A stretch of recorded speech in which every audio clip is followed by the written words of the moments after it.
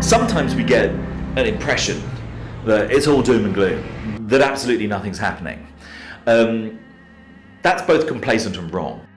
Wherever you look, there are things happening at the local level that, if they were identified and supported by government, could rapidly accelerate the change to a more sustainable way of doing things. It could be more vibrant and diverse and abundant, and people working closer to home, spending more time with their families, breathing cleaner air, eating better food. There is a constant pressure on people to have bigger, better, more. But of course, in the end, what does it bring us? It doesn't bring us happiness.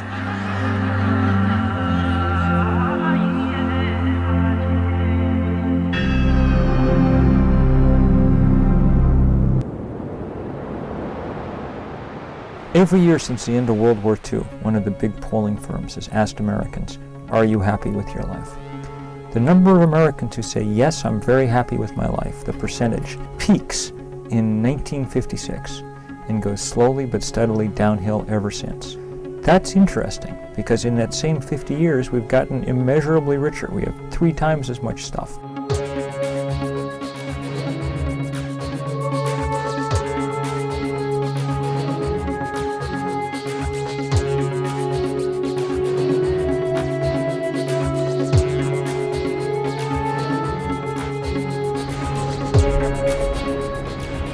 Globalization is the most powerful force for change in the world today. It's the rapid expansion of a process that started about 500 years ago. At that time, Europeans conquered and colonized much of the world. They dismantled self-reliant economies and enslaved their populations, forcing them to work in mines, cotton fields, and tea plantations. In the mid-20th century, colonialism gave way to a more subtle form of enslavement: debt.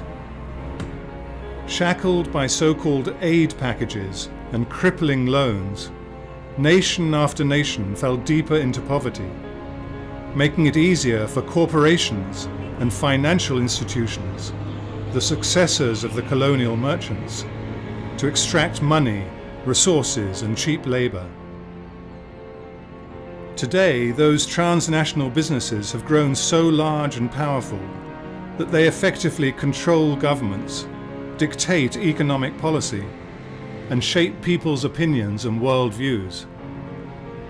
Yet the push for growth through global trade in both goods and finance continues. In order to compete, the big corporations are demanding ever more deregulation, still further globalization. It's an agenda that has major implications for both ecosystems and people around the world. The stresses on the average household have increased enormously. Their jobs are much more demanding, more travel, more access at any time. It's corporations who are raising our children. Who's driving the food choices of children? Who's driving the entertainment choices of children?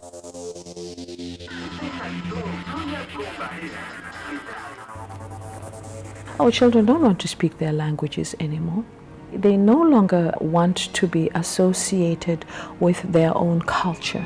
It's cool to wear designer jeans. It's cool to eat at McDonald's. 跟中国人就是不一样，他比较有品味，比较时尚，在穿衣服方面就比较很随便，但是这 Encouraging consumerism threatens the ecological fabric of the entire planet.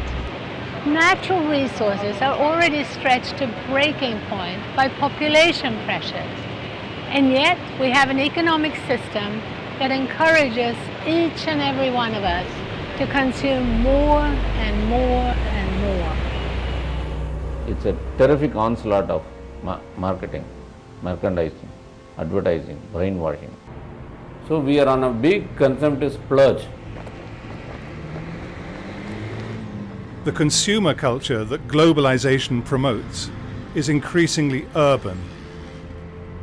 The moment a person moves into the city, the energy use shoots up, the water use shoots up. The infrastructure to run a city per capita is much bigger than the infrastructure to produce a high quality of life in a village. You cannot have infinite growth on a finite plane. No matter how you dress it up, the whole thing stares at you in the face. There isn't enough resources for growth. The very logic of globalization requires that goods travel ever longer distances from producer to consumer. Because of hidden subsidies and skewed regulations, food from the other side of the world tends to cost less than food from a mile away. In the UK, butter from New Zealand costs significantly less than butter from the farm down the road.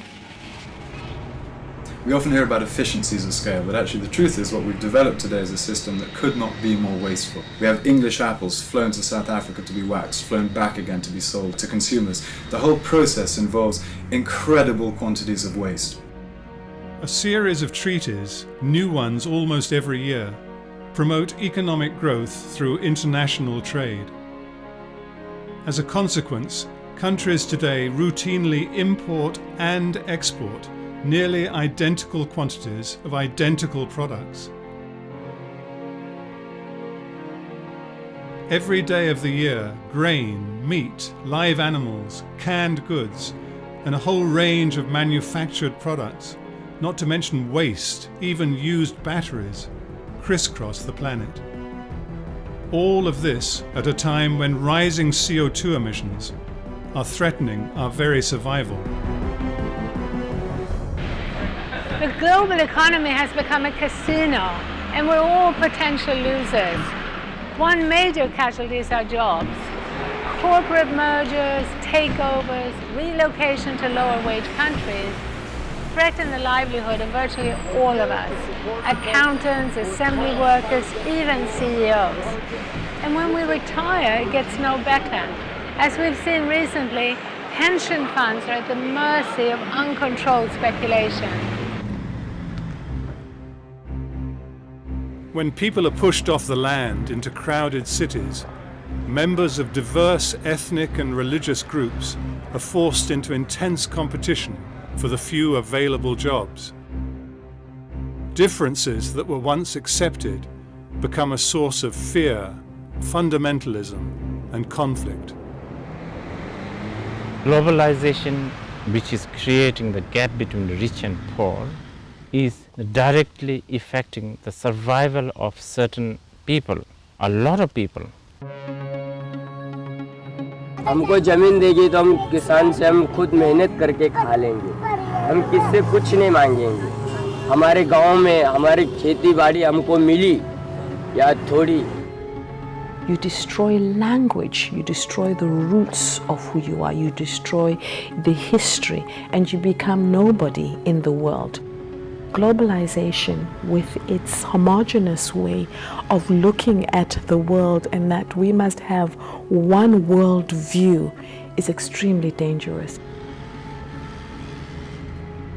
There are billions and billions of dollars being poured into continuing business as usual. Whether that's subsidizing fossil fuels, whether that's subsidizing huge monocultures, whether it's giving corporate welfare to some of the already largest and most powerful corporations around. At the global level, regulations are being increasingly stripped away, with the effect that transnational corporations and banks are free to operate across the entire planet. Meanwhile, at the national level, there's ever more red tape and bureaucracy. This places an unfair, disproportionate burden on small and medium-sized businesses.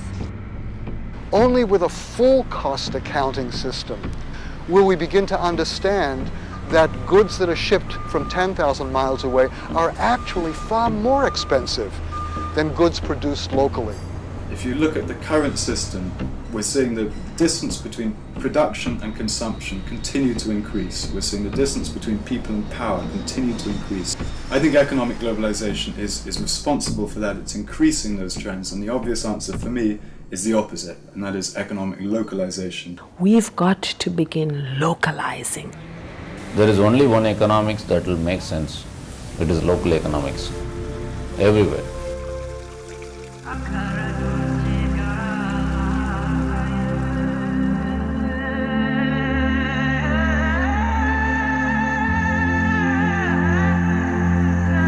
Localization is a systemic, far-reaching alternative to corporate capitalism. Fundamentally, it's about reducing the scale of economic activity. That doesn't mean eliminating international trade or striving for some kind of absolute self-reliance. It's simply about creating more accountable and more sustainable economies by producing what we need closer to home. At a policy level, the first step is to start the process of bringing transnational corporations under democratic control. We need to focus on three key mechanisms that governments use to shape the economy.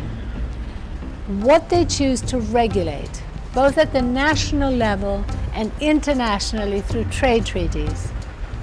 What they choose to tax and what they choose to subsidize.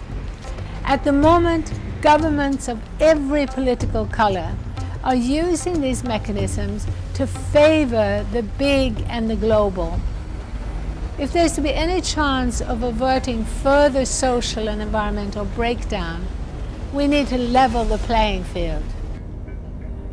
If, for example, a fraction of the subsidies that have gone into nuclear power or fossil fuels were to go into renewable energies, if a fraction of the subsidies that have gone into the whole infrastructure that supports the private car was to go into mass transit systems, it's incredible what we could achieve.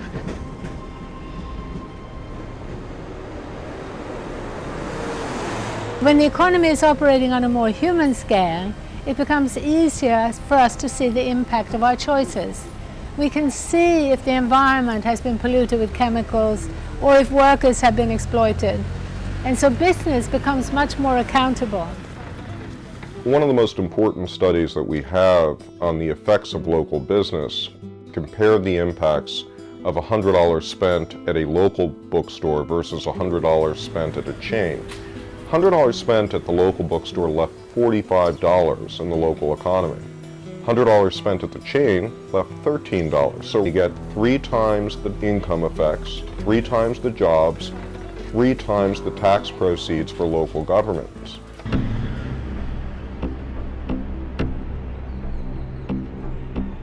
There are movements to localize not only business, but banking and finance as well. One of the things we have to do is to put finance back into its box. So the re-regulation of the banking sector is vital. Breaking up banks that are too big to fail, or was called too big to fail. Separating speculative functions from high street, main street, retail functions of banking so that money becomes our servant once more rather than our master. The financial crisis has actually given us a reminder that local banking and local pensions are in fact more stable financial institutions.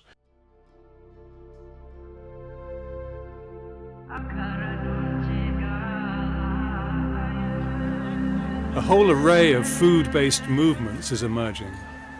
Farmers' markets, consumer-producer cooperatives, community-supported agriculture, edible schoolyards, slow food, permaculture, and urban gardens.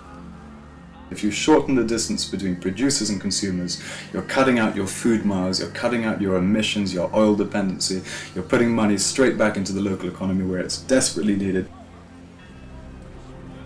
In Detroit, a city hit hard by the collapsing car industry, A focus on local food is helping people regain control over their own lives. So any and everybody can eat, but the only thing we ask is come get dirty. If you see a weed, pick a weed, and you can always eat. Yeah, I mean, people looking for the garden. See the tomatoes over there looking good. Can I get a couple of those? Yeah, man, come on. And our research has shown again and again and again that biodiverse small farms using ecological inputs produce 3 to 5 times more food than industrial monocultures. So all I need is a complete integrated farm of 1 acre. To feed, I can feed 20 people. We don't need agriculture scientists, we don't need hybrid seeds, we don't need GM, we don't need anything. We just need to be left alone to do our farming. We need to get back to basics to see what our real energy needs are. Do we really need the stuff that the consumer culture is foisting on us? And couldn't most of our real needs for clothing and housing, for food and drink, be produced far closer to home? If we cut out the outrageous waste inherent in the current system, we'd be able to meet a far higher proportion of our energy requirements from decentralized renewable sources. The wide range of renewable energy technologies, small, medium, large scale, will pound for pound, dollar for dollar, yen for yen, give you between 2 and 4 times as many jobs as the kind of centralized, old-fashioned energy technologies we've got at the moment. There's a win-win-win.